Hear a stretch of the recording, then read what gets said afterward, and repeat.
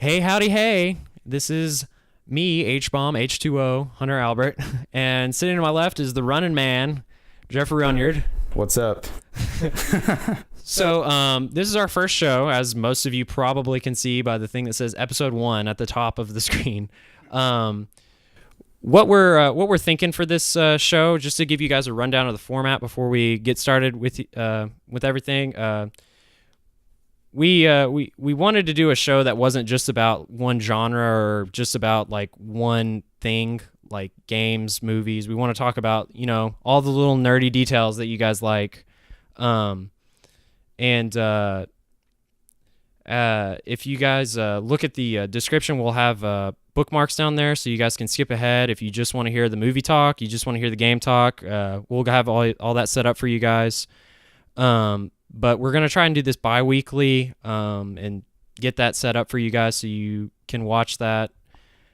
But first off, we want to talk about what we've been playing. So, what you been playing, Jeffrey? Yeah, it hasn't been super recent, but, I've been playing a bit of the Friday the 13th game. I play mainly on the PC, I guess, for most things. Yeah. That was one of the ones that I got on PC.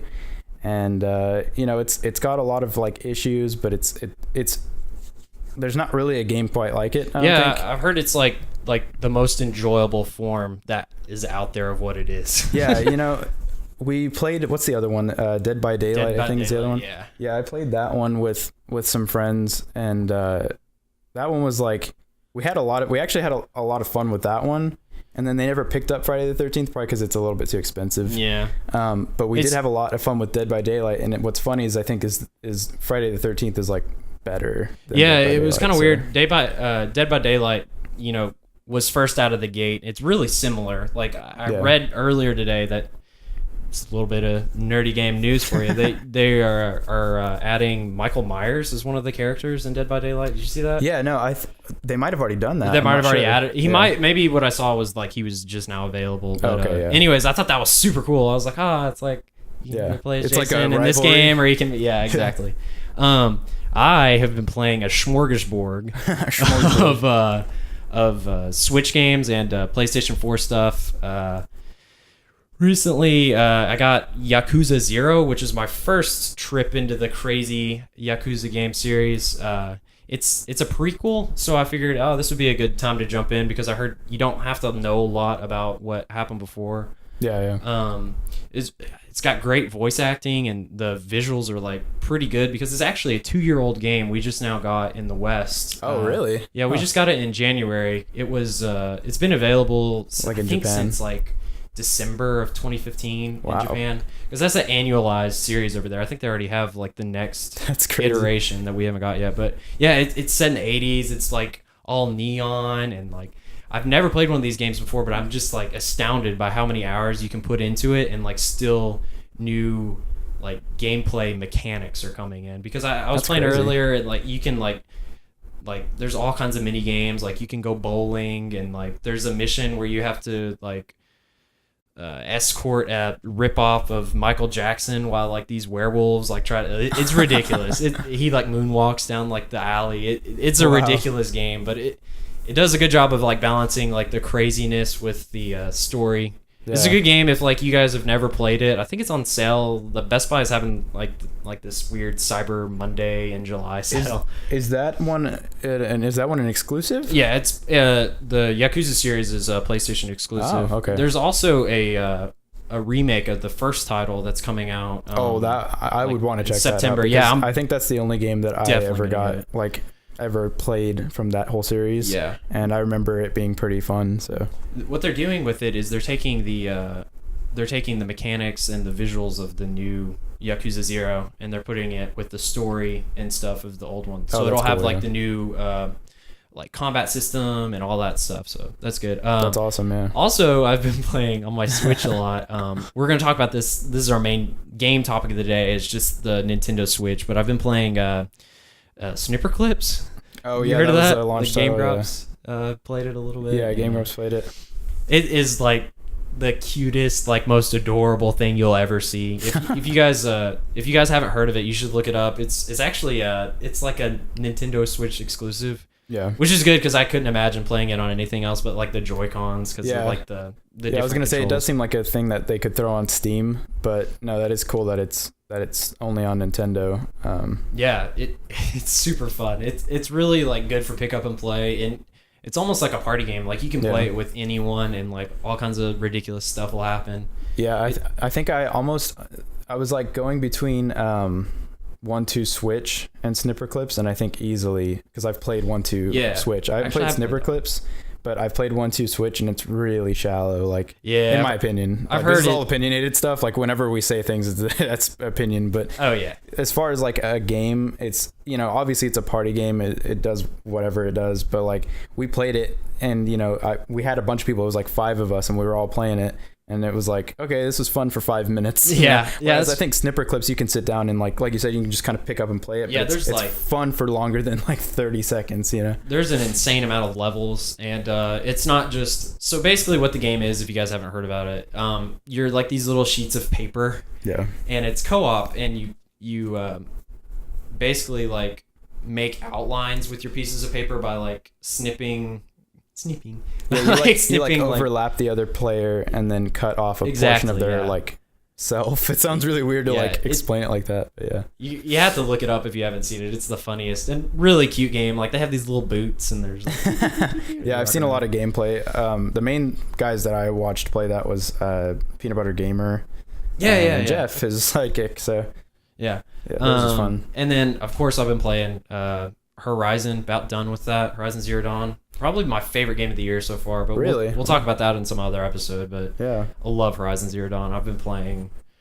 Yeah, I played Horizon until Zelda came out. Exactly. I was like, all right, bye Horizon. You know what's weird about that game is that and they're Zelda similar. Coming out at the same time is they're really similar. Yeah, they're really like similar. not, but they are. It's weird because they're both these big old sprawling RPG games, and they do a lot of like cool stuff with their world building and their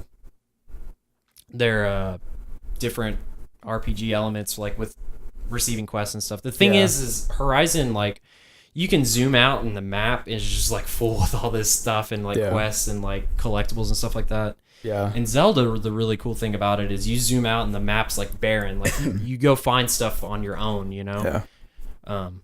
Yeah, they're both very those games similar. are amazing. Yeah, very similar, but it's weird how they're just as different as they are similar, as weird as it sounds. But yeah, those games have like, it's like they're on a path with each other too, because they both got their first DLC around the same time. Wow.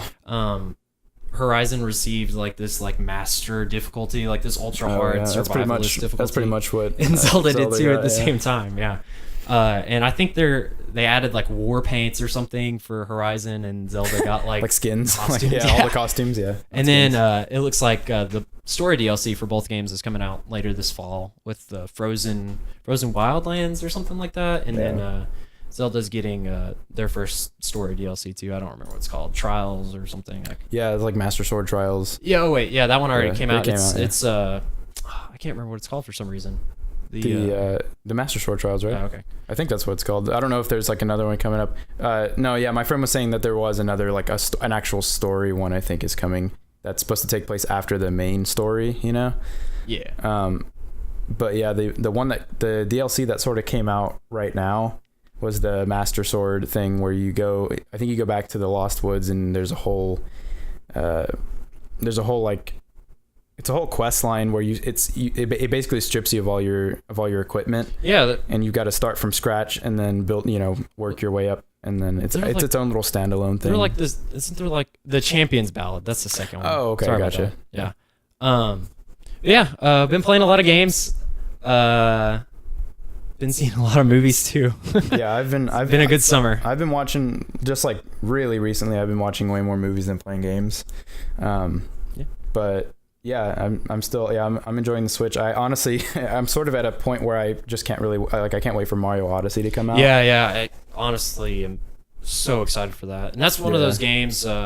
As we kind of switch topics here, we're talking about the state of the Switch. And as we've been talking about a little bit, the launch lineup's been insane. And like with Mario, that's like one of those games where I saw like the first trailer and some of the gameplay, and I'm like, okay, don't show me anymore. Right, yeah. They keep teasing like new worlds and stuff like that. I think they've already shown like 6 worlds or something like that. And I'm like, oh my god, how big is this game? They've shown quite a lot of that game. Yeah. Yeah. Think about it.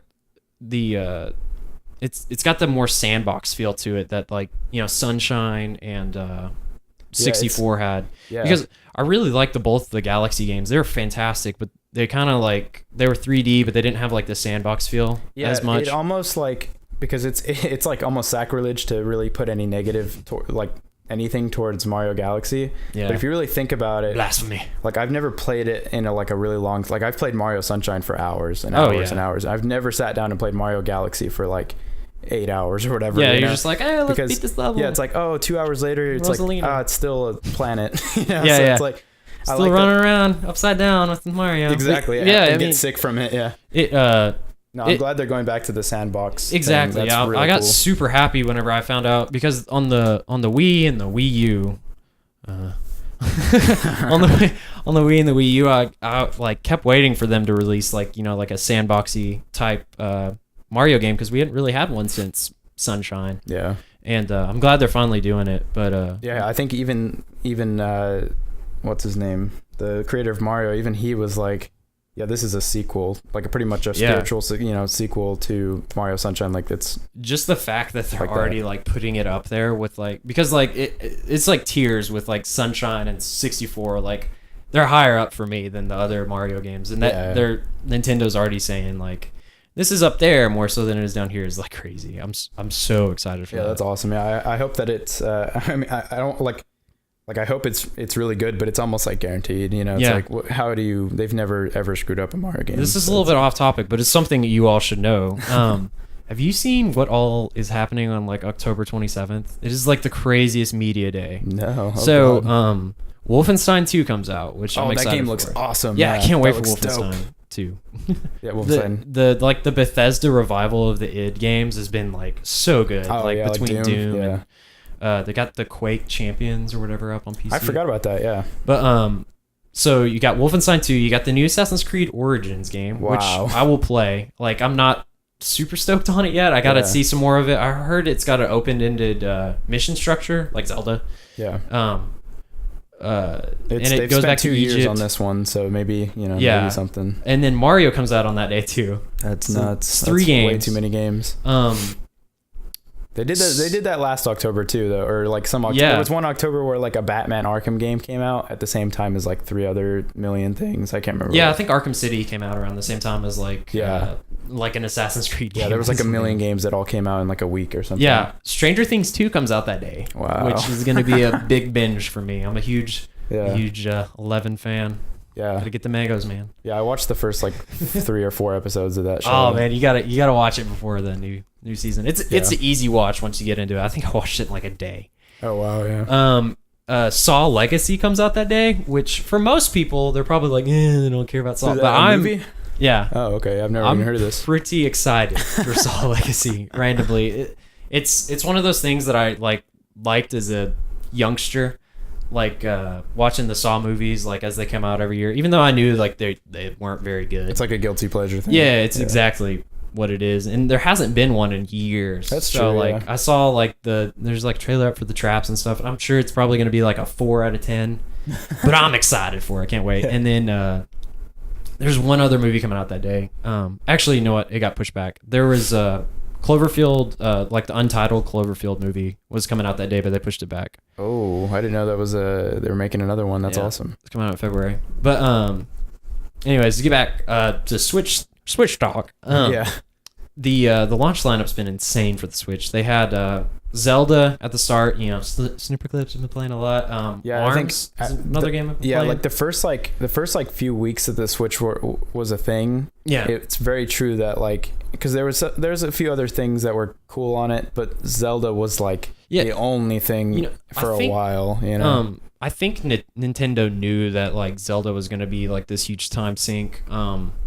It was kind of like a Zelda machine, like the first little bit, and I think they knew that was going to happen, and that's why they waited on stuff like ARMS and Super Mario coming out in October. Because if Super Mario and Zelda came out on the same day, that would have been ridiculous. Yeah, I like how they're doing it, where it's almost like every month has at least one thing in it that's really solid. You're exactly right. ARMS just started playing that. This is a great co-op game. There's a party mode you can do with it, with split screen. Also, the Switch split screen like support has been amazing. I've loved the split screen support. Yeah, they don't really do that anymore on like modern consoles. And then here comes Nintendo, and they're like, no, we're still gonna do it. BTW. Yeah, it's been great. I mean, I have friends over all the time. My little brother lives with me, and like we play games all the time, and it's such a good thing. Like if I'm like, you know, sad or depressed or something, to have like some friends come over and play some like Nintendo Mario Kart or like. Yeah, every time I go over to my parents' house, I bring my Switch, and then me and my little brother play it because he's got one as well. Oh yeah, it's great. Yeah. So they had Zelda at the start. There's some other indie titles.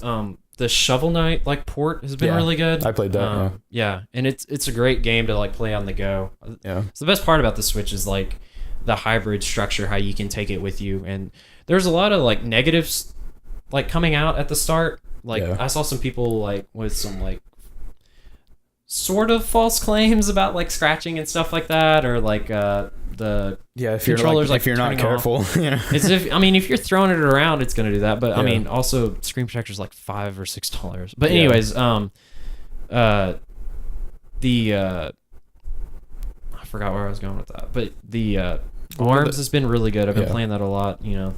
It's a good fighter game, and it's fun. It's a fun party game. Again, would you say it's worth like the price? I guess $50 or so. Yeah, they've been adding or I think it's probably $60. I think it's a full price one. That was what I was like. Okay, if it's $50, I might do it. And then I went to the store. $10. I was like, it's it is what it is. So there's the main like Grand Prix stuff like Mario Kart or whatever, where you like go through stuff. Yeah. Like and get like the medals or trophies or whatever. And then there's also there's a basketball mode where you like the goal of the game is to throw the other person through the hoop, and it's hilarious. Yeah, it's super fun. That. Yeah. It's a little shallow because all you do in it is it's basically just a throwing competition in a fighting game. It like people just throw back. Oh, you literally you do, because I did see one thing where the way you throw is you like, well, I guess I don't know. Do you actually? That's a good question. Do you play with like the Joy-Cons like motioned, or do you play on the controller? So this is actually a good thing, because something I dislike about the Switch. I love the console, but something I dislike about the Switch is the Joy-Cons. Really? They feel like little toys to me for some reason. They feel like they feel really small. I guess the vibration and stuff's cool on them, but but I play almost exclusively with the Pro controller. Oh yeah. But I like the Pro controller a lot. It's probably, I almost like it better than the X-Bone. Than the X-Bone. I don't like it as much as the DualShock 4, but I almost like it better than the X-Bone. It's a good controller. I like the Pro controller a lot. Yeah, I'd agree that it's not quite as good as the DualShock. I think build quality it's better than the DualShock, but yeah, that battery life on that thing's insane. Yeah, that and like DualShock's analog sticks are just kind of junky sometimes. You're right about that. My first DualShock, like the analog sticks like falling apart. But I think build quality higher, but like overall the feel of the DualShock is just amazing. Yeah, overall DualShock I think is the better one, and then I think I'd put it above the Xbox One, and that's not like knocking the Xbox, because the Xbox controller, the new one, isn't bad. The only problem that I have with it, because like the other two controllers don't really have any issues, and the Xbox One, the bumpers are the issue. I hate the bumpers. I don't. The triggers are kind of cool. It has like the impulse like the triggers. Those are pretty cool. Those are the best part about it. Yeah, triggers almost make up for the bumpers, but then you go up to the bumpers and garbage. It's like, ugh. I hate the bumpers. But yeah, I play almost exclusively with the Pro controller. I like it a lot. I like it a lot better than the Wii U and the Wii and like the classic controller. It just feels good. It feels like it was made for the system. It's all the games have supported it so far, so it's not like something where it's like you can use it on Smash Bros. But it's almost like Nintendo's learned from something. Barely, man. Barely, yeah. It's hard for them. They've been doing a lot of fan service recently. They've been, especially like their E3, where they're like, hey, by the way, we have Pokemon and we got 2 Metroid games coming out. I know. I like how the Pokemon game is probably not. They're probably sketching stuff for it right now. That was the only thing I didn't like about it, is they walked up on the guy and he's like, "Oh, I didn't know you were coming here. I was just working at my desk." I hate stuff like that. No, yeah, that was pretty dumb. Like, it's exciting to hear there's a Pokemon game coming to Switch, but I really don't want to hear about it from some guy sitting at a desk going, yes, there's going to be a Pokemon game coming out in like a year or whatever. So launch your lineup. They've had, Zelda, ARMS, Mario Kart's great. Super Mario Odyssey's about to come out. Splatoon, I've heard it's really good. I haven't played it yet. Splatoon, it's one of those things where it's like, no matter...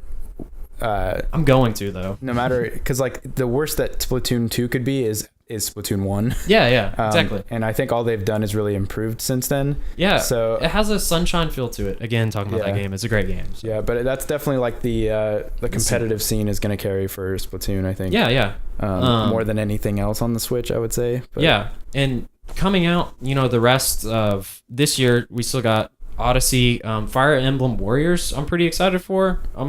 The Hyrule Warriors games seem to be pretty good. Did you get to play that at all?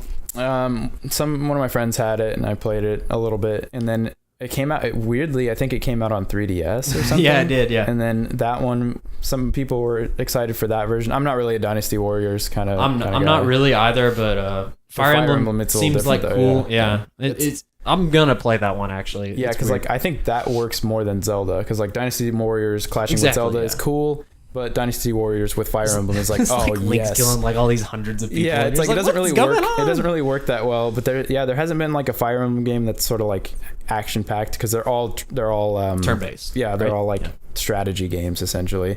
And what's cool is where you finally get to kind of play as a character, and it's not Smash Bros. So that's cool. Rocket League's coming out, which I think is for the Switch. Yeah, Rocket League's coming out for the Switch at the end of. They said by the end of 2017. I think that's perfect. Place for it.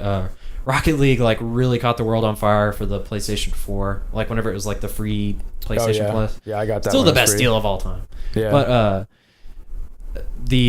I think it's perfect for the Switch. I could imagine me like playing that like with other people, either on the TV or like on the go, like playing, like you said, with your little brother, because he has a Switch too. Yeah, like that game's perfect for that. It's like a genius console. I remember when they first announced it, I was just like, "There's no way this is gonna work. You cannot put a console on a handheld." And in some ways, it's not done perfect, but it's the fact that it's even like a thing that you can do is absolutely like insane. You see the videos. They did it with like the Wii and stuff like that, not the Wii, but they do these videos where these people doing stuff, and you're like, no one's ever gonna do that. No one's gonna walk like on the bus pulling out their Switch. But I mean, it's so fun to like bring around with you and stuff like that. And well, maybe maybe the advertising was kind of stupid, but it almost makes you want to like do that. Exactly. Just to be like, I've got it. So launch year has been great. I think we were talking about it earlier. I think it may be the best launch lineup, at least of like the console generations I've been around for. We were talking about it earlier. Yeah. PlayStation 4 kind of had. It didn't have nothing. Like there was a Killzone game, and it was all right. Infamous was like a few months after. Yeah, and it was fine. Like Second Son was fine. It looked really good. Even launch year though, if you like were to break it all down and everything, launch year wasn't very good for PS4. And Xbone had Dead Rising 3, which I actually like the Dead Rising games quite a bit, but it was frustrating. Like those games always frustrate me, but I always like them because the map was like half. It was messed up. Anyways, and they had, a Forza game, which they do all the time. Yeah, well, and it's like you're talking about those games, and then on the Nintendo side, it's like Zelda. I mean, there's no... Zelda, like, is a lot of people's game of the year. I need to play it more. Like, I'm working on it. But I mean, my little brother, he's 13, and he's put 110 hours into Zelda. Like, literally. He showed me his time. Yeah, and I was like, I believe it. Oh, my God, can you play something else? Holy cow. He's like, I love it. So I'm like... they've had those games, and Mario I think is gonna be maybe the biggest competition for Zelda for Game of the Year, and they're both on Switch. Yeah, that's insane. Yeah, I mean, I can't really think of anything else that's really blown me away. Yeah. Did Battlefield 1 come out this year? Not that that's a contender, but did Battlefield 1 come out this year? It was last year. That was one of my more favorite games last year. I like it. Yeah. I actually kind of want to get it again. Yeah, because I don't have it anymore. But I kind of want to get it on, because I had it on PS4. Oh, PC. I kind of want to get it on PC. There you go. Just to see what it looks like on there. Yeah. So the launch lineup's been really good. I think as far as like Nintendo goes, it's probably their second best launch lineup ever. You think so? Yeah, because you can't, the SNES or the Super Nintendo. Dude, Super Nintendo was really good. The Super Nintendo launch lineup, I don't know if it'll ever be topped, because I'm pretty sure it had Super Mario World in it, and it had F-Zero in it at the same day. Yeah. And then there was something else. There was like a third. It was like a three hit. So we're gonna talk real quick about games we'd like to see ported over. There's already been Mario Kart Deluxe, which is really good. It adds a lot of new characters. Yeah. Guaranteed, all these games that we're probably gonna talk about that we would want ported, literally everybody's already like it's easy to look at because the Wii U didn't sell great. I had one. You probably still have one, right? Yeah, I still got it. Yeah, sadly got rid of it. But there's not real. I haven't played it in probably months, so there's not a real reason for it. The Wii U did not sell really good. It had an awful tablet that you had to play games with, and it was like the Switch is like pretty much the final version of what the Wii U was trying to be. Yeah, because like it definitely was just not like, it looks like a Fisher Price toy or something. The gamepad. It was like the Elite Pad like that they had. That you got in Toys R Us way back. Nobody played with it. It's like, all right, well, let's just get a real controller for this console. Saying all this, the Wii U had some really good games. Yeah, there was a lot of good. Nintendo's always going to put out good first party titles. Easily best Wii U game is probably Smash though. Yeah, Smash Bros. That's the first one we'd like to see ported over. I think we can both agree on that. I would love to have Smash Bros. Ported over. I wouldn't even need my Wii U anymore. Yeah, because I mean, they're definitely gonna make a new Smash Bros. Game. I mean, for sure. Even if the other one there was like an 8-year like gap. That's what I'm worried about. So it'll probably be a long time before it happens. I'm fine with them taking a big break, but get me Smash on my Switch. Yeah, it wouldn't be that hard, I don't think. No, it wouldn't be that hard. You could put some new characters in there. Put like the Inkling guy from Splatoon. That'd be kind of cool. And, maybe some other like new characters. There's a ton of characters they could work with. Oh yeah. Someone I was talking to the other day, they're like, since Konami let them use Snake, it'd be really cool if like they had some Castlevania characters in there. I was like, that'd be super cool. Yeah, actually. I don't know if that happened, but it probably Simon Belmont's been one of my like top picks for a while. Like I've wanted. Oh really? Yeah, like there's certain characters like. There's certain like me and my friend talked about it for hours and hours, just like what characters we'd like to see in Smash Bros. Oh, that's a whole nother, because it's such a big topic that there's certain characters that are so cool I can't even wouldn't even think. One of the characters is Cloud. I remember when they put him in, that was one of those characters that they put him in the game. That it was like so cool and out there that I would really never think they were gonna do that. But they put him in it, and they did that. I literally screamed when they did that. It was the craziest thing. But then there are other characters that I'd actually like to see, and some of the ones that they actually put in there are kind of like, man, like I don't think Bayonetta. I'd rather have like Simon Belmont or something than Bayonetta. I think Bayonetta's pretty cool. I played those. I played both I played the second one. I didn't really play the first one, but but that's its own topic for sure. But yeah, other games, Mario Maker I think would be perfect, especially because that's a game that they could I assume they can do this, that they can take all the user-created stuff that's already there. Oh, like put it on one system to another. Yeah. Because, did you play Mario Maker on your 3DS at all? No, I played it on the Wii U. Yeah, but did you, I was just curious. Like if it maybe you guys can help us out in the comments. I can't remember if like they were like the same like user-created levels in the Switch and 3DS. That's an interesting question. Yeah, I have no idea. I don't know. But if they could port over those levels, that would be perfect because you already have like a ton of content to work with for Mario Maker. And there's some other stuff they could do, like if they could add like.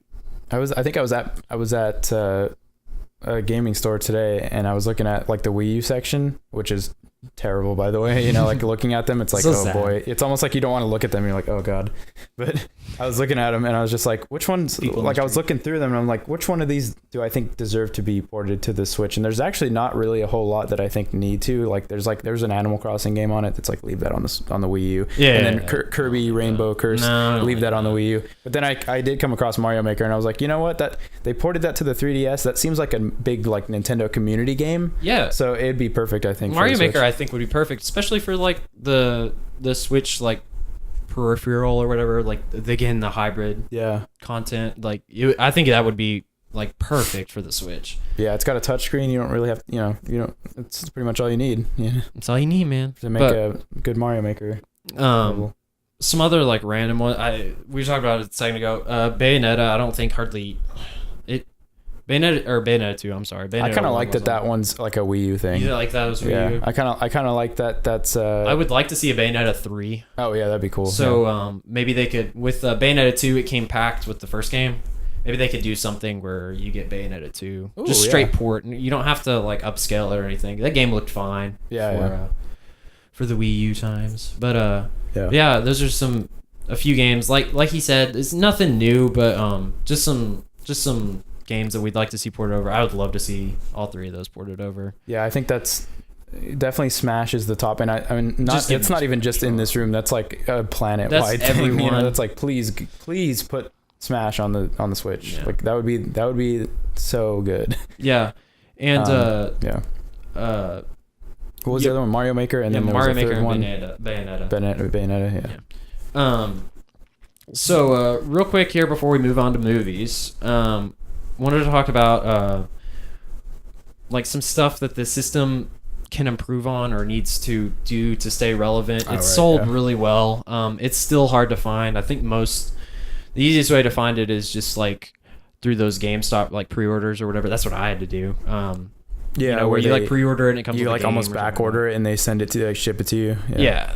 But it's selling really good. And to keep that momentum, some stuff they need to do. First off, they got to fix the online, and I know they're working on it, and they got the paid peripheral, or paid like. Oh yeah. Work coming out next year, and it's really good price. It's $19 for a year. Did you see that? Oh no, I have not seen that. You just pay $19 and you get a whole year of online Switch. Yeah, considering the other two, competition is like $60 a year. That's pretty solid. Yeah, that's really good. Yeah, and I mean, it probably should be a little cheaper if we're being honest, because there's not a whole lot of. Is your problem with it like the actual like online connectivity? Like, does it drop a lot or does it lag? It needs to have like parties and like easier way to add friends. Just like the whole online, it needs to be. It almost feels like it's almost like early access a little bit or something. Yeah, because the big thing that they did that really. The big problem is that they kept friend codes. That's like the big issue. It's like here's my 12-digit code if you want to add me and play Splatoon later. Yeah, like other than friend codes and I don't know if there's voice chat in it. Dude, voice chat. Let me tell you about voice chat. You have to currently. Oh God. See, this is the thing. I love Nintendo. We just talked about how much I love Nintendo, but they do some stuff that irks me sometimes. They do some stuff that irks me sometimes. You have to download an app and run the voice chat through your phone. You have to have like this big old like. Run it through your phone while you're playing like the game on there, and it works fine, I guess, but like you're using up your battery on your phone, and then you like if you're trying to play like handheld like voice chat or something like that, like the PS Vita had better voice chat, and that was years ago, like because it had just like the microphone or whatever inside it, but the voice chat, they got to fix that. Even if it's like you can make parties and just voice chat inside the party, because that's what a lot of like whenever I play with friends or whatever, we just on the PlayStation 4 good voice chat. I don't really listen to like the random people on there just because I'm getting on my nerves, especially like honestly party chat is perfect. Party chat is great. I'd never use game chat like you said for like the only if I'm on PC. Proximity chat is sometimes kind of cool on like a by the way, another like really random thing, but have you played Battlegrounds at all? Is that the PlayerUnknown thing? Yeah. No, I've been meaning to. That thing has been taking off, but it's got a cool proximity chat. We'll talk about that cool. Some other week, because it's like been a phenomenon. Like its moved up past GTA 5. Oh my gosh! For concurrent Steam users, which is like the peak where it peaked at Steam users. I think GTA 5 was back in April. I want to say April 2015. And then July for PlayerUnknown's Battlegrounds, which is still an early access Steam game. Interesting, huh? Yeah, I've heard nothing but good things. Yeah, I've heard nothing but good things about that one. And the proximity chat sounds cool. The only other game I can think of off the top of my head that used that is actually the one that I brought up first, which was Friday the 13th. Oh yeah, Friday the 13th. Yeah, it uses a thing where Jason, like if you actually talk, there's like a thing.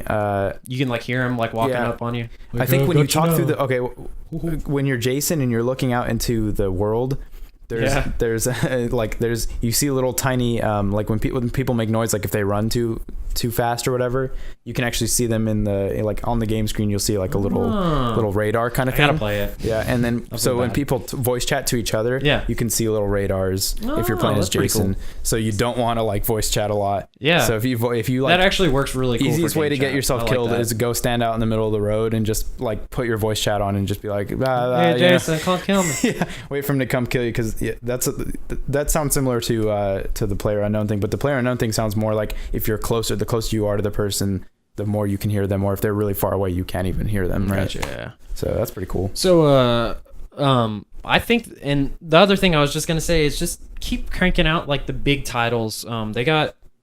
We were talking about it earlier. They got the Pokemon game coming out. I think that's going to be huge for them. Once it comes out, it's probably like 2019, 2020 game. Right, yeah. Pokemon Stars. Yeah. Or whatever. No, like the Switch game, like the Unknown. Yeah, I think it's called Pokemon. Is it called Pokemon? I don't know. I'd have to look that up. It's not 100% on that. Yeah, also on all this stuff, if we get anything wrong or you want to correct this, just leave it in the comments. As long as you're nice about it. Like, just don't be mean, like, you stupid. Yeah.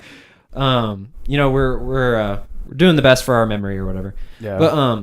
But yeah, the new Pokemon game I think is going to be huge for them, especially if it pulls a Breath of the Wild and like changes up the formula a little bit, because the 3DS games are good, but I think it needs to go another level for the Switch. Yeah. I think it needs to be like third person or maybe not third person, but like really good improved graphics and everything. For sure, yeah. If it can't just be like the same. Yeah, if it looks like an HD version of Sun and Moon, that'd be kind of disappointing to me. I agree. I'd be disappointed too, man. Yeah.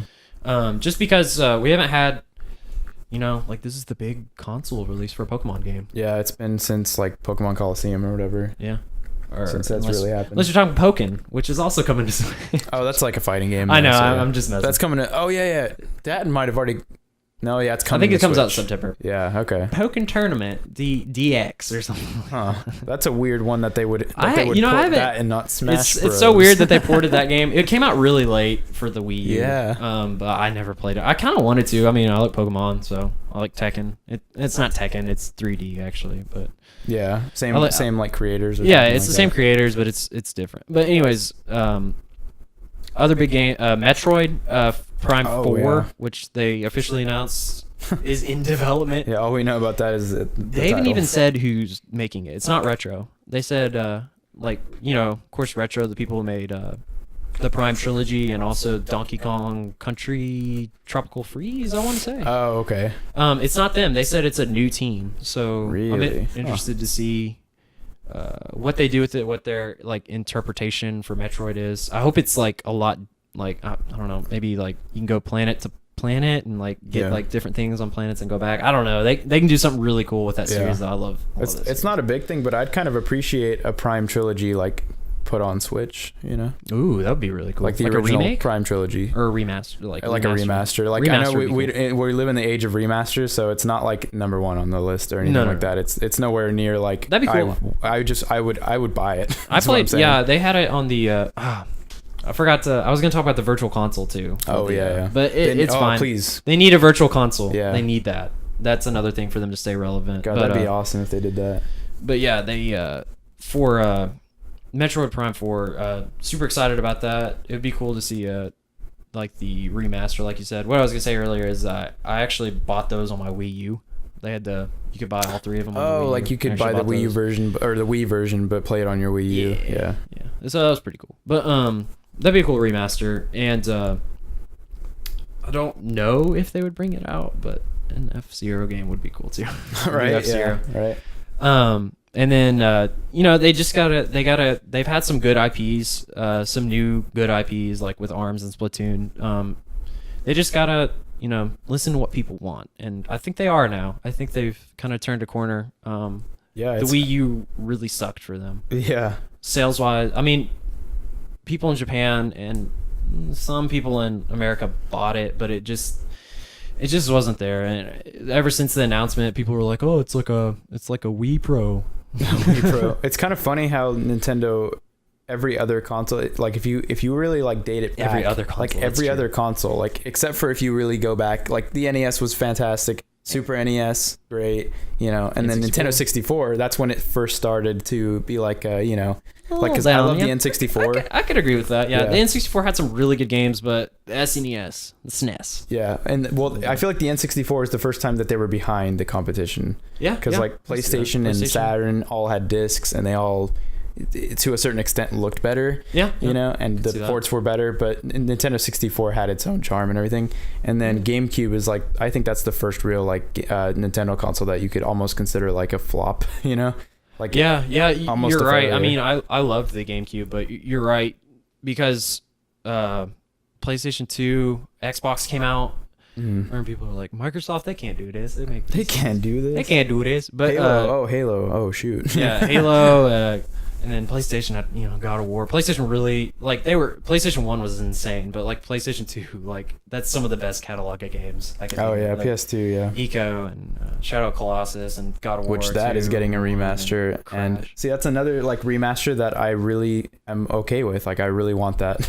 And I know people hate that Shadow of the Colossus. Oh yeah, that's a full on remake. Did you see that? Yeah, it's gonna be like Final Fantasy. And people would like hate. I know people are gonna totally hate. If anybody sees this, people are gonna totally hate on that, because people don't really necessarily like remasters and stuff like that and remakes. I can't wait for that but one. I tried to play Shadow of the Colossus, the original one. It's I even got like the remaster that they did for PlayStation 3. PlayStation 3 one. Yeah, and it's just I can't get into it, and I know that like the second I saw the new remake, I was like, oh yes. Yeah, man, I'm very excited for that, with the possibility of new controls, because that game, like, it's really good. Like the original is really good, but it feels dated. Yeah. Same with like The Last Guardian. The Last Guardian feels dated, even though it just came out. Really? Huh? Yeah, I didn't play that one. Dude, that's a whole nother. Yeah, that's a whole nother thing. But back to the like consoles, Guardian, like the GameCube was like their first failure, and then this is where it starts becoming like a pattern where the Wii is like, I think the Wii is like second highest selling console ever. Wii was amazing. It was a phenomenon. I remember my grandparents were playing the Wii,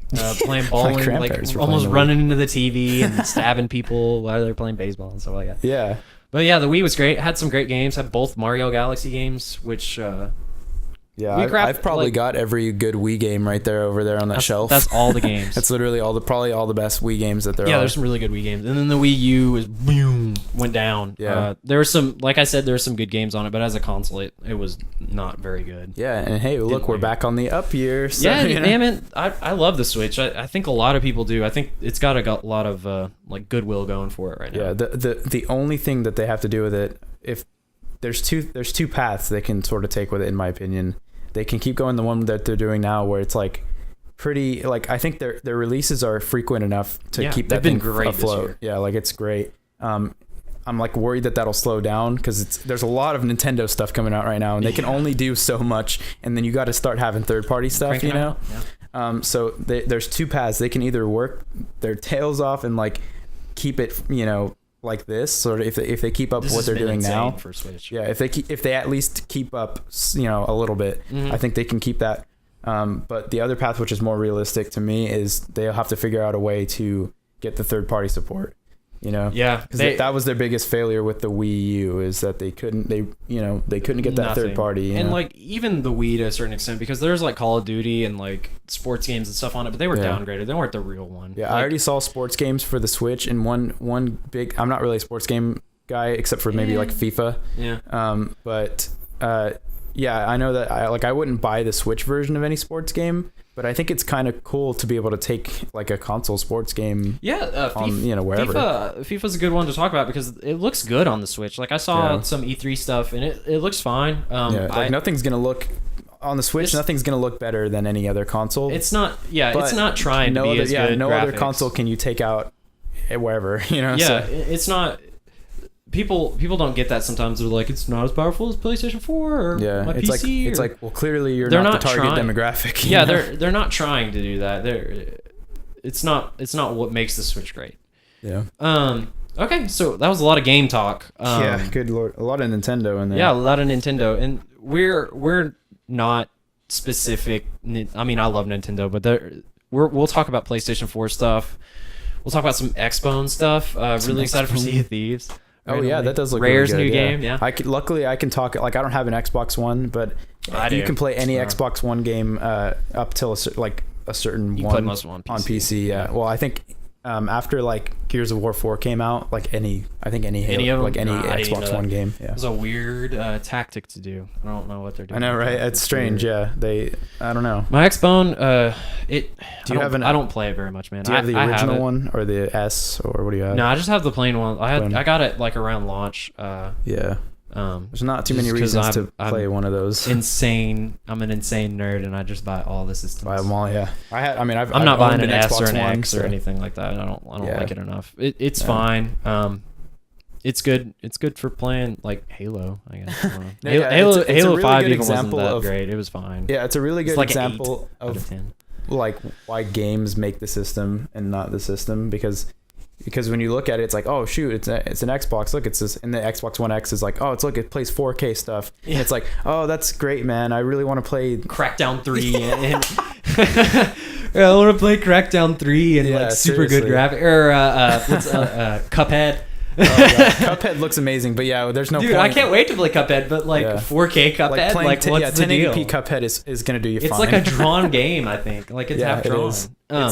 Anyways, we're gonna talk about everything on this show. We're not console sexist, I guess. Console sexist. I'll get in trouble for that one. But yeah, we're not fanboys. Yeah, I mean, I'm a fanboy. But anyways, we're gonna shift topics now to movies, which is another thing that we're talking about some like bigger blockbusters right now. But as like the indie season really kicks up in like the fall, and before Oscars and stuff like that, I see almost all the indie films. Jeffrey and I are in a good position where we get good deals on tickets, as I can say. And we see like a lot of movies, so I pretty much we're gonna bounce around on movie topics. I pretty much see all the really big blockbusters that come out. And then I think you just sort of see pretty much everything. I see anything that you're interested in. I see anything that is reviewed decently and interests me, and which I love film, so I want to start watching more and more movies, just because I've been watching a lot of people review movies, and it'd be kind of cool to I like breaking down movies and really talking about them, and I film is kind of like a passion of mine and everything, so yeah exactly. So first movie is that we're going to talk about is something I saw I guess a couple weeks ago now. Baby Driver. Oh yeah, Baby Driver. Oh my god, Baby Driver is so good. So if you don't know, Baby Driver is a heist film, I guess you could say. But it plays heavily on musical aspects. It's directed by Edgar Wright, who's one of my more favorite directors. He did Scott Pilgrim, one of his more famous movies, and Shaun of the Dead, and Hot Fuzz, and The World's End. He's not really put out anything bad ever. No, he's a fantastic director. Actually, this is side topic, but something really cool about Edgar Wright and the other movie we're talking about, Dunkirk, as you can see from the description. Edgar Wright said one of his favorite movies of the year was Dunkirk, and Christopher Nolan said the same about Baby Driver. I was like, oh man, this is like a little perfect little love story. Yeah, I was like, I want to hang out with these guys. Baby Driver is fantastic. It's almost like a musical, to be honest. It has heavy it's like a musical without singing. Like the soundtrack is so good, and it's diverse, and it there's so many musical cues with like a scene of Kevin Spacey like putting down money that goes with like the beat to like this Egyptian reggae. When people ask me like, oh, you've seen that movie, I was kind of interested in it, what is it exactly? I'm always like, it's basically like somebody made a soundtrack of like all their favorite awesome like R&B and rock songs, and then went and made a movie like edited around that. He literally he did exactly that though. He edited the movie around the soundtrack. I heard that the cast actually had they had earbuds or some kind of ear thing where while they were filming they were listening to the soundtrack as they were doing things. That's insane, and that's so cool. Like music is both of our like favorite things. We're both musicians and stuff, and to see like how heavy music plays a part in this movie, it's like its own character. It's awesome. He has these I don't want to spoil the movie, but he has iPod classics that he has like different songs loaded on, and like it's super cool, like that throwback. I mean, iPod Classic isn't like really that old, but it feels like nostalgia thing because everyone's like Spotify. Mine looks old. Yeah, everyone's like Spotify, this, streaming that, and I'm like, man, I got the iPod. You got the iPod, yeah. Got the downloaded music, like giant libraries of stuff. Yeah, supporting them artists. Yeah. But it's such a great movie. The action scenes in it are all real. There's no CGI in that. The chase sequences are super cool, and they're really like fun to watch. Yeah, I think one of the cool things about the chase sequences in the movie is like I've seen a lot of movie chase sequences, like car chase specifically. Yeah, and none have I seen where you can actually tell exactly what's going on, because you have obviously you've got a clear idea. Like it's this is going on, but like in Baby Driver, where they are. It's filmed perfectly. Yeah, like the camera angles and the cinematography is perfect. Like you're following exactly what happened. You're like, oh, now they're on the freeway, and now he's like veered off into another exit, and now he's over here. You know exactly where they are, the time, the position, and it's just executed really well. I've heard the comparison a little bit to Drive, which is probably my favorite. Dude, it's like top 5 for me. I love Drive. It's one of my favorite movies ever, but it's a lot different. It's like a more comedic Drive. Yeah, and I have to see it more, but it does a lot of things better. The car chases, it does a lot better, because Drive is shaky and it's like zooming in on Ryan Gosling's face and stuff like that, and it like Jeffrey said, it's kind of hard to tell like where the cars are at and stuff like that. Yeah. I mean, you may like disagree with me, and that's okay, but I think the car chases in Baby Driver are amazing. They're so good to watch. Yeah, I was gonna say it's really hard for me to break down the differences between Baby Driver and Drive, because I actually have only seen like the first 10 minutes of Drive. Oh man, movie night, man. I definitely need to see that one. I love Drive.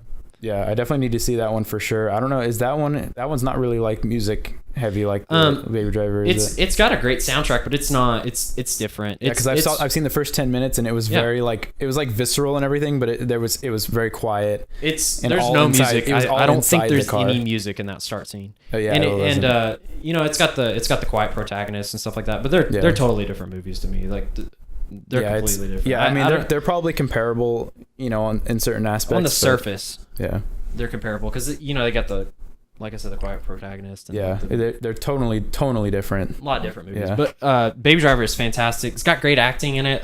It's cool to see. There's a few characters that show up in it just for a little bit, and it's kind of cool to see them. Like John Bernthal and like Flea. My god, John Bernthal in that movie. His like little part. Some people were like, I want to see him more, and I was like, I think his part was literally as perfect as it could be. Oh my god, like, he was in John it Bernthal. Just long enough, and then the thing he says right before he exits the film is hilarious. It's perfect. Yeah. And Flea's in it. Yeah, which is super funny. I love seeing Flea in movies, like The Big Lebowski and stuff like that. I love seeing Flea in movies. Yeah. But yeah, the cast is great. The action scenes are great. Music's great.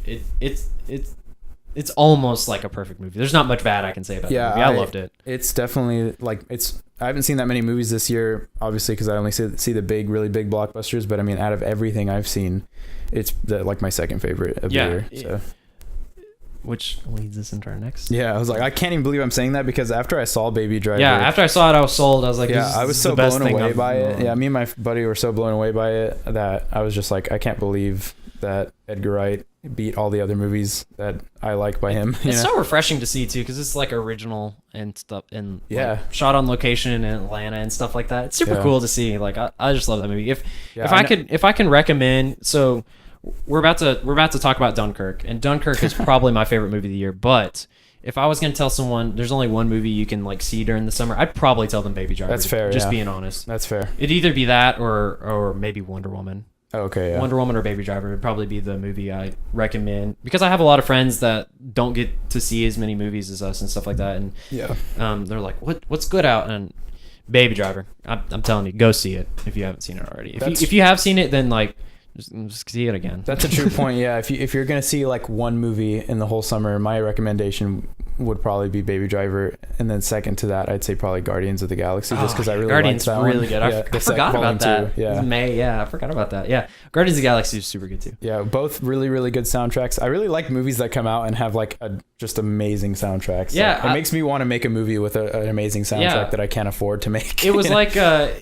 I like the ones that like reuse songs, and then there's like new songs in it. Like I know a lot of music, but there's like songs in Baby Driver I hadn't heard before, and I was like, oh, this is cool. I want to go look up this song or look up the soundtrack. After. Yeah, there was a lot of stuff. There was actually a lot of stuff that I've heard like a little tiny bit of, and I was like, where's that from? Like where? I don't know where else I've heard that, but hey, it's in this movie now. So you guys are probably like, why are they talking so much about the soundtrack? But if you've seen it, like you're like, this soundtrack's so good. It's like a character. If you ask somebody what like, oh, what do you think of Baby Driver? They go, oh, it was so good, you know, the soundtrack. Like that's like the first every thing review you go to. I bet says something about that. Yeah. Every single review. Yeah, if you want to veer away from it, then you know the character, like the actual performances are really good too, you know. Yeah. So, Dunkirk is so good. Dunkirk was an amazing film. That's it.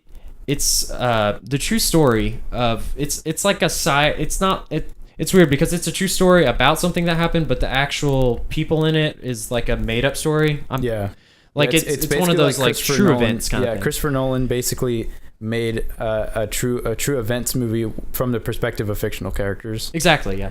So Dunkirk was announced. I'll take it back a little bit. Dunkirk was announced about like a couple years ago, and I was like, you know what, Christopher Nolan's one of my favorite directors. I love Prestige, I love Memento, I love Inception. Yeah. I even like Interstellar a lot. That's kind of controversial, but I like Interstellar a whole lot. I swear by that movie, even though it's like 4 hours long. Yeah. But Christopher Nolan's a great director, and I love him. And he was like, I'm doing this World War II movie, and I was like, what? I was like, what? Why? Why are you doing a World War II movie? And then it was like, it's about a retreat, and I was like, it's not even about a battle. I was like, how is this gonna work? How? By God, he did it. By God. So. Where did you hear about that first? Because my first experience with Dunkirk was not this at all. But where did you first see it or like hear about it? I read about it on IndieWire site all the time. It was just it was like Christopher Nolan buying planes for a movie, and I was like, buying planes because Dunkirk is a World War II movie that has all real planes, boats. Yep. I read on the internet that there was over 62 boats that they filmed at one scene, and I was like, there was one boat. There's no CGI in this movie. There was one ship. Well, maybe a little bit. But there was one ship that they actually modified to look like a real old ship. They actually crashed a plane for this. They filmed it, and he's like, we had to get it right, and like I think they probably crashed more than one. Yeah, they probably did, but I saw one that like surfaced on the internet like last year, and I was like, that's amazing. Dunkirk is an amazing movie. It's an ensemble piece in the truest way. There's not a main character in it. The main character of the movie is almost literally the event itself, which is fantastic. Christopher Nolan took a tired like genre war films. There's a lot of great war films out there. I'm not gonna say I love war films. I like war films. Like they're good. There's a lot of great ones out there. It was a genre like that. It felt a little stale coming in. Hacksaw Ridge was good last year, but it was just so bloody, and it was just more of the same. It's just bombs everywhere. Whenever I told my dad, I was like, you have to see this movie. Like we have English heritage, so I'm like, you've got to see it. We're English. You have to see this movie. I'm taking you to see it. And he's like, is it gory? Because he was probably thinking about my brother or whatever. And I was like, no. And that's what's so refreshing about it is you can go to it's really refreshing. Yeah, it's still visceral and still scary and terrifying, but they didn't have to show anything. It was way more thrilling than Hacksaw Ridge ever was to me. Yeah. And I feel bad like throwing. I like Hacksaw Ridge a lot. And I heard a lot of good things about it. It's me, but that's me. I like that movie a lot, but. Dunkirk was so thrilling. Every part, sometimes you see those movies. I don't want to spoil anything for this movie because you just got to see it for yourself. But sometimes you see those movies and there's several different stories, and it switches stories, and you're like, oh, I can get a breather. Like the really really thrilling like crazy stuff story is like over, and there's like this little side story. Yeah. All the stories are main stories, and it switches, and it's still like this crazy thrilling like edge of your seat moment. Honestly, a genius way to make the movie not drag. Yeah. Because what they've got 3 different stories going on. They've got the land, which is called the Mole in the movie because that's the area of that's actually called the Mole. I looked that up afterwards actually. Yeah. And then they've got the air and then the sea, obviously.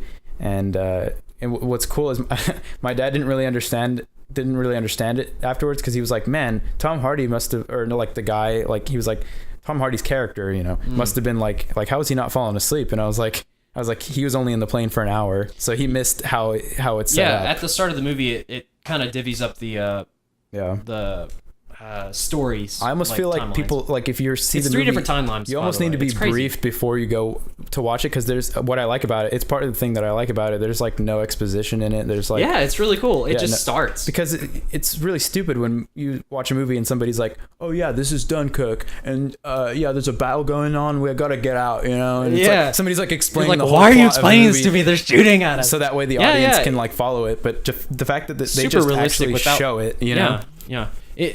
The performance, I said earlier it was an ensemble piece, but the performances in it are amazing. Tom Hardy like was one of the most like bad A characters I've ever seen in a movie. It was so cool. Like he's picking off guys everywhere. He's in it a lot, but like you don't really see him like because he's in the the fighter plane or whatever. It was also cool too that how a lot of times in movies they like take off their mask whenever like they're in the planes or whatever because they want to show people who it is. He just had the mask because I was like, it's realistic. He wouldn't be like taking it off and on. Yeah, like, exactly. They do that a lot in war films, but that's true. Yeah. The actors were fantastic. They're all almost. Yeah, I don't know what the guy's name is, but the other main fighter pilot. Yeah, he's super good. Yeah, the other guy that was with him, who this is a really weird pull, and I just have to make it somewhere. But he looks like one of the main characters from Power Stone. Oh my god! You know what Power Stone is? It's a game. Yeah, for Dreamcast. He looks like the guy. Dreamcast. He looks like there's like a guy that's like a Spitfire pilot that you play as in that game. And every time I saw him on screen, I was like super random, super cool. Whoa, Power Stone. Funny. Yeah. But he reminded me of that, and no, I think he was a really cool like character. He almost looked like the human embodiment of like Tails from Sonic or something. He's just in a plane too. Yeah, he just had that exact same sort of thing to me, and I don't know. I think but other than that, he was like actually really good in the movie. The cast is so Tom Hardy's in it. Mark Rylance, Academy Award winner for Bridge of Spies, is in it. Yeah. And Kenneth Branagh, and then everyone else is pretty much unknown. Yeah. Cillian Murphy is I like him a lot. He's a good character actor. The easiest pull from him is he plays the Scarecrow in Batman Begins. He's in a movie Anthropoid last year, which I liked quite a bit. Okay, I didn't see that one. It's a good movie. But it's almost like all new actors. Harry Styles is in it. Yeah, he's actually really good in it. I liked him in it. It's so funny how, and I don't know if I 100% believe it, but apparently Christopher Nolan didn't even know who he was. Yeah, I was I don't know about that. He's like, I think he was famous. That sounds like a tabloid thing. Yeah, that sounds like one of them clickbaity things. Yeah, it's like Christopher Nolan didn't know who Harry Styles was. I think that's just gotten blown out of proportion or something. But still, yeah, it's almost like like one of the main characters in it, one of the younger guys. I looked him up. Like I do this a lot. I'll look up people's filmography if I don't know who they are. It's probably literally I kind of know who nothing. they are. And he's like in like one British TV show. I think that's crazy. Like, he's like almost brand new. Yeah, I like the movie so much that He's great in it. Yeah, his name is. You're probably talking about. His name is Fionn Whitehead. Yeah. And the only reason I know that is because I like this movie so much. I looked it up and read all the things about it. Another thing we should say about we've been like. I could probably talk about this movie for super long, but you have to go see it for yourself, and don't let anyone tell you like what happens in it or anything, because there's some like jaw-dropping, awe-inspiring moments in this movie. There's a lot of them that like it's just amazing to see on the big screen. It's literally playing in my head. I just saw it like hours ago, so it's literally like we're talking about it twice. Thinking about things and just I the soundtrack is so good. It's like sound design, you know. The sound design, I was gonna say like sound mixing, sound editing is really good in it. There's some like I can still hear things in my head from the movie, like explosions and like fun fact. Did you know the German planes actually did scream like that whenever they're coming down? They designed them that way to like scare people. Like really? Luftwaffe. Yeah, they actually did scream like that, which is cool because they do that in the movie, and it's terrifying. Yeah. It's one of the scariest like things I've seen in a movie. That's how oh god, that's how they can tell that it's about to happen to you. Hear it, and then they're all just like, oh crap, you know? Yeah. But one of the best parts about this movie, it was shot entirely on film. It's one of the I think it was the largest film release a movie's had in like 20 years. Yeah, it's the biggest 70mm film release in I think 25 years. 25 years, yeah. It's super cool to see Christopher Nolan still supporting this. You really can't replicate seeing these movies on a small screen or on TV or on Netflix or whatever. Yeah, I'm gonna be getting the 4K of Dunkirk, but I'm still gonna be like, man, I missed that 70mm screening that I did. You know, it's an IMAX too. Like it was across so many formats, and I just like it made me really happy to see the movie had a lot of success over the weekend. It's overperforming what they're saying, what they thought it would. And with like the international markets and everything, I saw a prediction earlier that it could hit 500 million, which would be like really good for this movie, because it's a movie with relatively unknown people. The star of the movie is Christopher Nolan. I know, right? If you look at the marketing for that movie, if you look at the posters, from the director of The Dark Knight. It says from director Christopher Nolan, and director of Dark Knight trilogy or whatever. That it's performing this well is just really, really cool, and it's good to see that people are going out and supporting it. It makes me happy whenever movies I like make money. I know, as weird as that sounds, like they all make money, but it's cool to see movies that I like and I enjoy are like doing good at the theater. The only thing I have to say is, before you go into that movie, or if you're deciding to see it, it's like so serious that you really have to like I don't want to say you really have to be in the mood for it, but it's a really serious war film. You don't want to like go in there and expect to have some comedy relief characters, because it's literally like you're watching. Man. Yeah, it's like you're watching real events. It feels like you're there. The whole movie is very, very serious. In a similar way, like Saving Private. It's like the Saving Private Ryan scene at the start. Where it's not gory like that. Like I'll probably get some backlash for saying that, but how you feel during that, and you don't want to talk, you don't want to look down, you don't want to look at you just want to stare at the screen, and like you're fully engaged. That's how I felt watching Dunkirk. Well, and another thing too is that, like, because I'm pretty sure Saving Private Ryan, there's like a lot of stuff in the future, right? I'm pretty sure the movie starts. It doesn't even start like in the war. Literally, Dunkirk starts like at the top of the worst portion of the event, and it ends at the end of the event. So like that's literally the movie is the event. The movie is what's going on. There's no like flash forwarding, flashback. There's not people in a war room that are like, which is great. Dunkirk going on. Michael Caine and Morgan Freeman aren't hanging out in the British war room. I love that. It feels like you're trapped. It feels like you're trapped on the beaches in France with these people, because they're not like taking you to some like they could show Churchill, but they don't show Winston Churchill. I love that. I love that. Yeah. I love that they're like, these are our characters. This is what we're sticking with. We're not. Yeah. It makes me want to see Churchill, because the movie, it'd be cool to to watch the Churchill movie and see like from the other side, because like I'm sure they have to show the Dunkirk thing from the other side. There's 2 Churchill movies coming out this year. Really? There's one called The Darkest Hour that comes out in November. Oh, and then there's just one called Churchill. There's one that's just called Churchill. It's kind of weird. Oh, the Churchill one is actually already out. And the other one comes out in like November. Yeah. Interestingly enough, another rabbit trail. You guys will find we'll probably do this a little bit, but it's all in good fun, and we're just trying to bring you the best info and best content we can. Yeah. But the other one stars Gary Oldman. Yeah, I know, that's weird. Is insane. He looks nothing like Gary Oldman. Yeah, I was like, that's Gary Oldman. Yeah. But so I was reading a little bit about the Oscar chances this movie has. It's probably going to be... So the reviews are really good. It's got a 94 on Metacritic. It's the best reviewed wide release of the year so far. Oh, wow. On Metacritic. On Rotten Tomatoes, I don't really like Rotten Tomatoes as much as Metacritic, because it's like pass or fail. Like you can't get a good... Right, yeah. Anyways, on Rotten Tomatoes, it's still like 90, like real high, 92% or something like that. Yeah. Anyways, I think it has Christopher Nolan's best shot to win an Oscar. Because... Like for best film?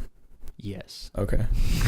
Or I guess he could win for best director. I know that's director. looking out... There's a bunch of different things. He could win best director or... He's never been nominated for director, somehow. Really? Yeah. Inception was nominated for best film, but he wasn't nominated. That's so weird, huh? But I think he's got a good shot. I definitely think it's going to be nominated. There's not a doubt in my mind that it better be. Unless... What? It better be, unless 10 more movies come out that are better. Yeah, unless something crazy happens and there's some bad press for it or something like that is the only thing I could see. Like, sometimes that really hurts movies if, like, something weird, stupid political happens. But... No, I could see it getting nominated for probably 3 or 4 different things. I could see best director, because I think he's up for best that. Director, best picture, and then best cinematography. I think cinematography and sound. Oh, you know what? Yeah, the sound might even be better than the cinematography. That's I think crazy. both those will get nominated. Yeah, I think cinematography, sound. There's 2 sound categories: sound mixing, sound editing. I think it'll get nominated for both those, and cinematography is really good. Yeah, I could see all those things. I don't know. The score is more like... I don't know about the score. Well, that's why I was saying the sound design would... That's why it makes sense that the sound design would, because his score is almost more... Because, I mean, we were watching it in an IMAX theater today, and there's so much bass. Yeah. There's literally whole parts of the movie that are just like... Your seat is just rumbling because of the bass. and nothing else, you know. Yeah, and it could be one of those darling movies that they just end up giving like like costume design and stuff like that too. Yeah. Sometimes that happens. I'm a big Oscars nerd. You guys will hear that more as we like. We're not even close. We're like so far away from the Oscars, and I'm still talking about it. But a lot of times movies will get that aren't necessarily have the best costumes of the year. They'll get nominated for stuff like that because they're nominated.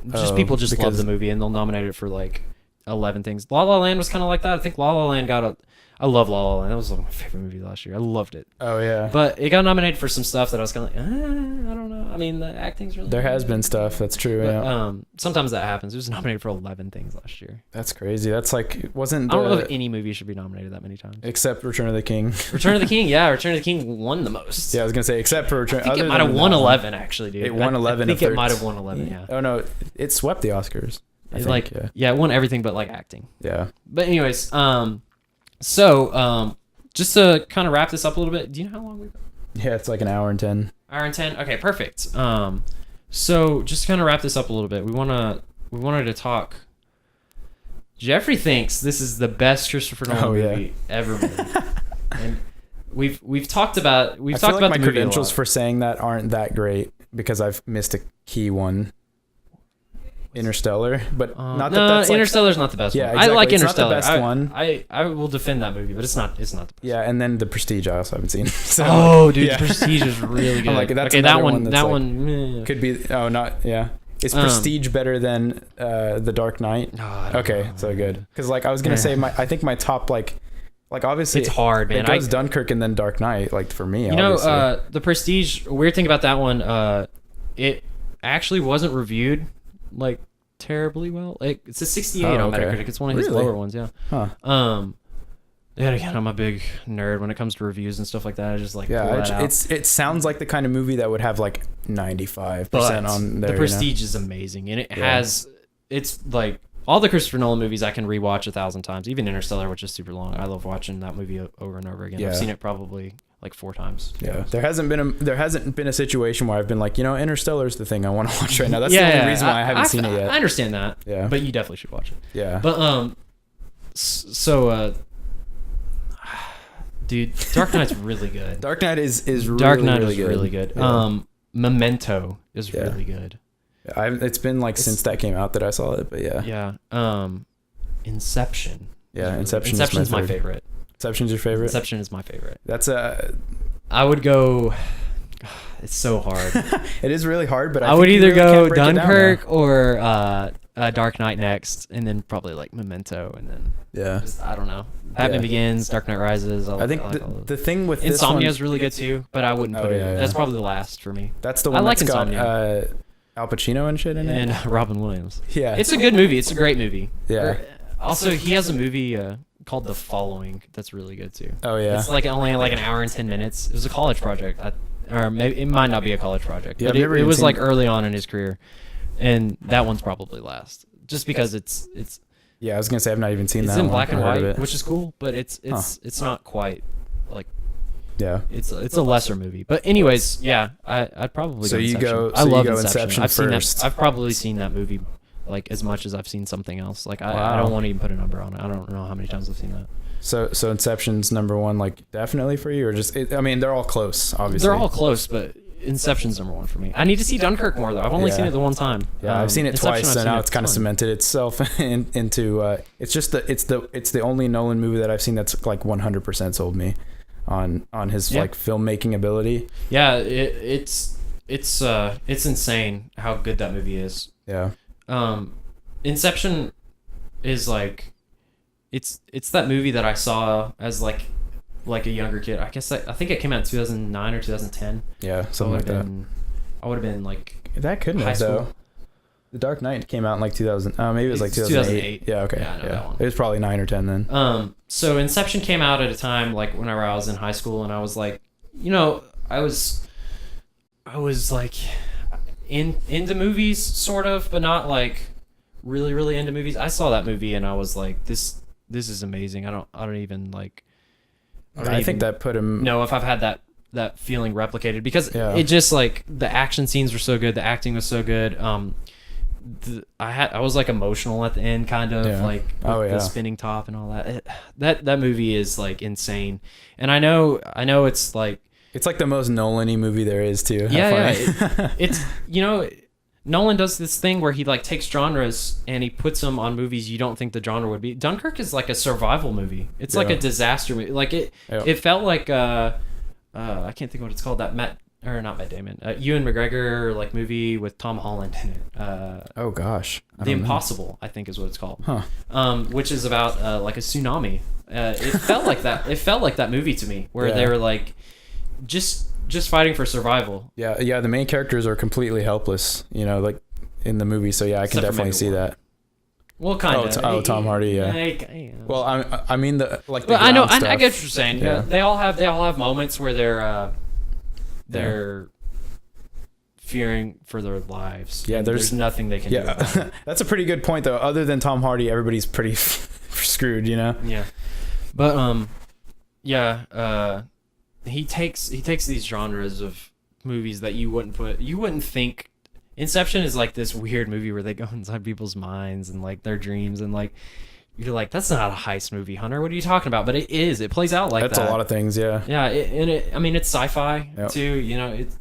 I love Inception. There's like some mind-blowing stuff in it where you're like, because it's the whole like joke of like, we gotta go one deeper. One deeper. Everyone made fun of it a lot. Yeah, but then when you're pulling out of one thing, like all I remember is there's one part in the movie that's just like, oh, whoa, this is mind blowing. I thought this was actually happening and it wasn't. Holy cow! Like there's one of those situations. It's so good, and he sort of does the thing with the time.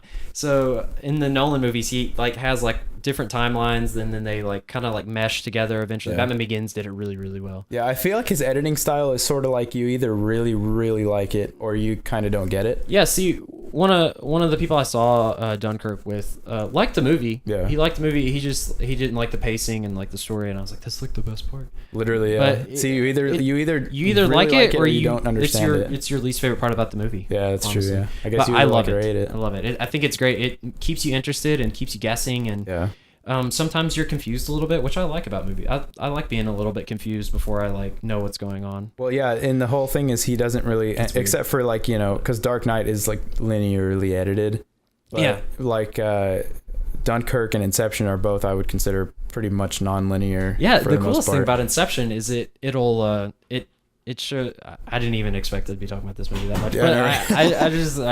But I'm trying to pick his best one, so I mean, Yeah, I gotta sell my case, man. Yeah. Dunkirk might end up getting up there for me. I don't know. I'm gonna see it for more. But but Inception takes this like idea of like the different timelines and it puts it into the narrative where they're like, we gotta go in her dream or we're going in his dream and it's gonna show a flashback. And I was like, oh, that's so cool. Yeah. Like I love how they did that. And like one of the main characters in the movie isn't even there. Like I just love that movie. It's so good. Yeah. Inception it's a good one. That's why I like those like triad of movies that he's made done. And I'm really glad that this is up there because like even if it's not his best movie, it's like it's up there with Dark Knight and Inception. Like the fact that we're even crazy putting insane. Yeah, like it's awesome. And I hope it's not one of those things that like 2 or 3 years from now people are like, oh yeah, Dunkirk is just middle of the road movie that he made. Yeah, that's kind of what happened with Dark Knight Rises. Dark Knight Rises got really, really good reviews, and then like I'd say a lot of people would say it's one of their least favorite Nolan movies now. And I still like Dark Knight Rises a lot, but I still like Dark Knight Rises. It's got plot holes and stuff in it. Yeah. Well, one of the things one of the reasons why I like this Dunkirk so much is because because I saw Dark Knight Rises opening night like in the theater and it was like it was amazing, Like I remember I saw it with my uncle and when we were coming out of it we were both like, oh my god, that was so good. And I thought it was the best like movie I've ever seen when I first saw it. If it weren't for the last like 10 minutes of that movie, where it just montages through a bunch of amazing things and shows you all kinds of stuff like the revelation of like Blake being Robin or whatever, which is now a controversial thing, but like back then was cool. It was really cool then, and now people are like, that's stupid. Oh no, yeah, it's stupid. It's a little silly. The fact that Batman like sacrificed himself and everybody in the theater thought it was like he actually did it. Well, spoilers, by the way. Yeah. Oh, spoilers. Yeah. Well, that's an old movie. I hope you've seen Dark Knight Rises by now. If you haven't, like Jeffrey hasn't seen The Prestige though, you should. That's true. Yeah. I'm just kidding with you, man. But no, I agree with you though. That last like little bit, it did something that the Return of the King like failed to do, and that's like wrapped up the trilogy in a nice, neat. Well, it almost like it's weird because it's like he did the end of the movie. I guess for sure spoilers, but like he did the end of the movie. Like the last 10 minutes is all like it's almost like you're on the edge of your seat the last 10 minutes of that movie. And what's cool about Dunkirk is it feels like it's paced and edited the same way as the end of the Dark Knight Rises. That's true. I didn't think about that. But it's like that the whole movie, and that's why I was like mind blown by it. I was like, this is like it's like I'm watching. I'm as hyped as I was in the last 30 minutes of Dark Knight Rises, but this is for the whole thing. Yeah, that's why it's my favorite insane. One. Yeah. I agree with you on that, man. I need to see it some more. Yeah. So this has been the Lovable Nerds. Our first episode. The Lovable Nerds. That's how I'm gonna intro over the show next time. Yeah. But like I said, we're gonna do this like every couple weeks. If it goes well and you guys like it and want to hear more stuff, just let us know in like the comments or subscribe and stuff like that. We wanna do this for you guys to give out good content for you guys to listen to, like while you're on your way to work or while you're at work or. Maybe while you're grinding in video games, trying to find all the collectathons or whatever. But we just want to put out good content for you guys. So if you'd you can leave us some comments. We really appreciate that. We appreciate you guys listening, especially this far. Yeah, that's a long time you devoted to my voice, my annoying little voice. But no, we appreciate you guys a lot. We'll have a new one coming up soon, and hopefully some new content. Maybe we talked about doing some like Let's Plays or some streaming and stuff like that. We'll have some stuff coming up for you guys and some cool guests. I have some friends that want to come on the show, and we'll talk about all sorts of stuff, sports games and like different retro games. We got all kinds of stuff for you guys. Appreciate you guys. I almost feel like we had to. There was like so much stuff that we wanted to talk about that it was like we just kind of we started and it was like, bruh, we want to talk about all these things. I'm glad that it went that way. But that's what. If it seemed like we were flying around, because we were definitely like flying around all kinds of different things. We'll get the structure down. But guys. That's why it was but that's why it felt like that, because I know we both wanted to talk about like a million things. Yeah, we've been waiting to put out some stuff. But anyways, that's our show, guys. Like I said, subscribe, comment, let us know if you liked it. Thanks, you guys. Yay! Bye bye.